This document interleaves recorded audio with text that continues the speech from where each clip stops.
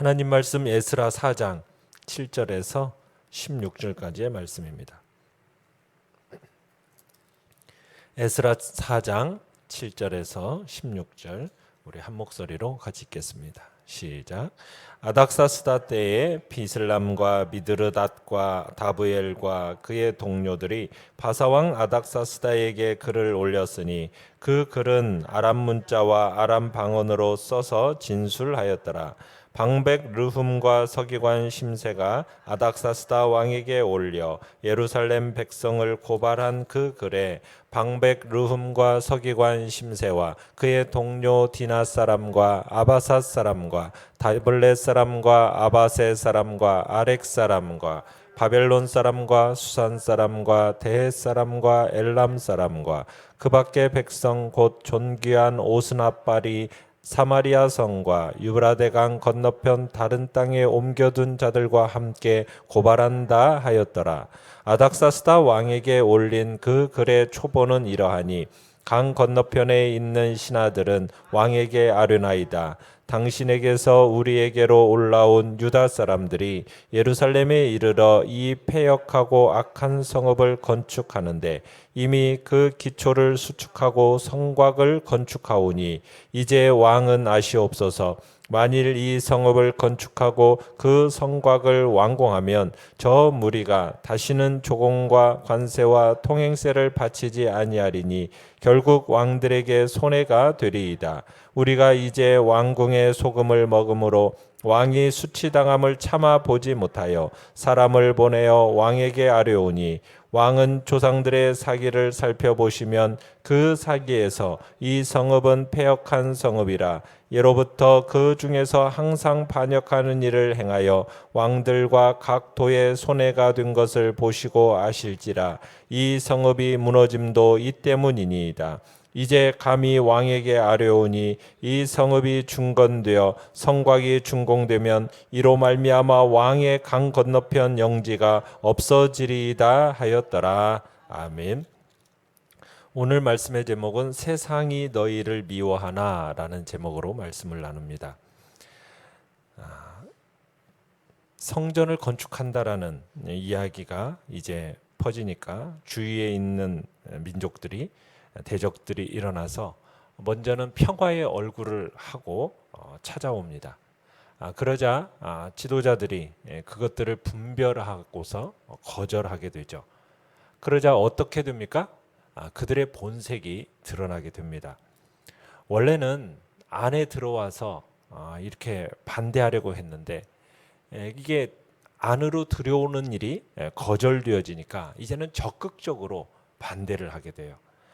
두 가지 방법으로 반대를 했는데요. 4절, 어제 말씀 4절에 보시면은 손을 유대 백성의 손을 약하게 하여 건축을 방해했다 이렇게 얘기하고 있어요. 그러니까 성전을 건축하는 하나님의 백성들의 손을 어떤 식으로 방해했을까요? 어떻게 식으로 방해했기에 약하게 했을까요? 아마 공갈과 협박으로 했을 것입니다. 그러니까 공갈하고 협박만 또 하지 않았어요. 두 번째는 또 어떻게 했느냐?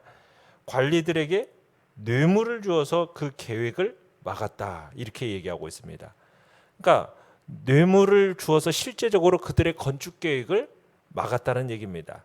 매수할 수 있는 모든 관료들을 동원할 수 있는 모든 정치적인 채널들을 다 사용해가지고 이 공사를 방해했다라는 거죠. 자, 그들의 회방이 언제부터 언제까지 있었다고 얘기하고 있습니까? 고레스 시대부터 바사왕 다리오가 즉위할 때까지 참으로 끈질기고 지속적인 방해 공작이 있었다는 얘기입니다. 거의 20여 년 동안 계속 이 성전 건축을 방해했다라는 겁니다. 그들의 회방으로 말미암아 성전 재건 공사는 다리오 시대까지 시작할 수가 없게 되었죠.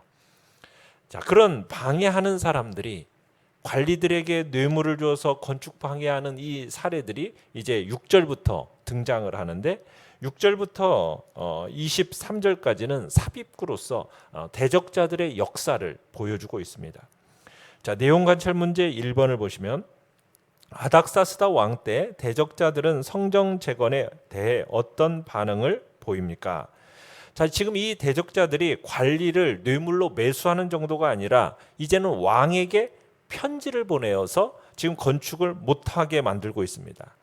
그러니까 지금 이들은 유대인들을 비방하는 고소장을 세 차례에 걸쳐서 보내면서 지속적으로 유대인들을 괴롭히는데요. 6절에 가보시면은 누구 때 처음 보냈습니까? 아하수에로가 즉위할 때, 그죠? 아하수에로 왕에게 먼저 보냈었고요. 그 다음에 나머지 둘은 이제 7절부터 아닥사스다 왕에게 보낸 것입니다. 그러니까 지금 이스라엘 자손들의 이 대적들은 이스라엘 자손들이 예루살렘 성전을 재건할 때 지금 바사 관리들을 매수해서 성전 재건을 무려 16년 동안 중단시켰고, 그 다음에는 이스라엘이 예루살렘 성벽을 재건할 때에도 바사 왕들에게 거짓말을 고소하면서 성벽 재건하는 일을 방해했던 겁니다. 그래서 어떻게 보면 이 귀향민들은 예루살렘에 첫 발을 들여놓은 순간부터 거의 100여 년 이상 동안 이스라엘을 괴롭힌 방해 세력이 있었음을 밝히고 있는 겁니다. 8절에 보시면은 이 방백 르훔과 서기관 심세가 아닥사스다의 왕에게 올린 상소장이 23절까지 기록이 되어 있습니다. 내용 관찰 문제 2번을 보시면, 자, 대적자들이 아닥사스다 왕에게 올린 글의 내용은 무엇입니까?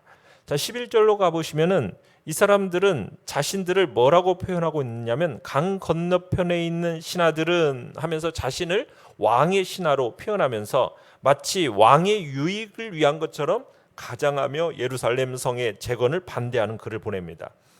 그러면서 악사닥스 때는 성전이 아니라 지금 예루살렘 성벽을 짓고 있는 이야기를 상소로 올리고 있는 거예요. 자, 어떻게 방해했는가 그 예로 이제 보여주는데, 그들이 짓고 있는 그 예루살렘 성읍을 12절에 보시면 뭐라고 지금 부르고 있습니까? 이 패역하고 악한 성읍, 이렇게 지금 부르고 있어요. 그죠? 자, 예루살렘의 성이 이제 재건이 되면은, 그러면서 이스라엘 민족은 분명 바사에게 반역을 일으킬 소지가 있습니다. 그러니 건축을 중지하게 해달라고 지금 요청하고 있어요. 그런데 이들이 지금 직접적인 반역이란 말을 직접적으로 사용하지는 않고 이 사람들이 뭐라고 얘기하냐면 13절에 가보시면은 조공과 관세와 통행세를 바치지 아니할 것입니다. 그러면서 세금을 내지 않아서 왕에게 손해를 끼칠 것이라는 식으로 얘기를 합니다. 그러니까 종속자가 종주에게 세금을 바치지 않는다. 이건 반역을 뜻하는 거거든요. 그러니까 이 당시 지금 아닥사스다 왕 같은 경우는 비용을 많이 들여가지고 지금 제국 곳곳에서 반역이 일어나고 있는데 이 일어나는 반역을 제압하고 있는 상황이었어요. 그러니까 이 상소자들은 지금 왕의 심리를 이용해 가지고 왕이 가장 염려하는 것, 곧 국고가 비는 것에 대해서 그 국고가 비는 것에 대한 우려로 지금 반역이라는 용어를 대신해서 지금 이런 세금을 바치지 아니할 것이라는 아주 강교하군 상소를 지금 보내고 있는 겁니다. 예루살렘이 재건이 되면은 이 이스라엘 사람들이 틀림없이 반역할 것이다. 그런 증거로 이제 15절에 보면 왕에게 한번 기록을 보라고 얘기를 해요. 상소자들은 지금 역사를 기록을 한번 들춰보면 예루살렘은 종주국에게 끊임없이 반역한 기록을 찾을 수 있을 거라고 그렇게 확신을 하는 겁니다. 그래서 이런 이유로 인해서 선왕들 중에 한 사람이 이 성읍을 어떻게 했다고요? 없애버렸다는 거예요. 무너지게 한 이유가 거기에 있다라는 거예요.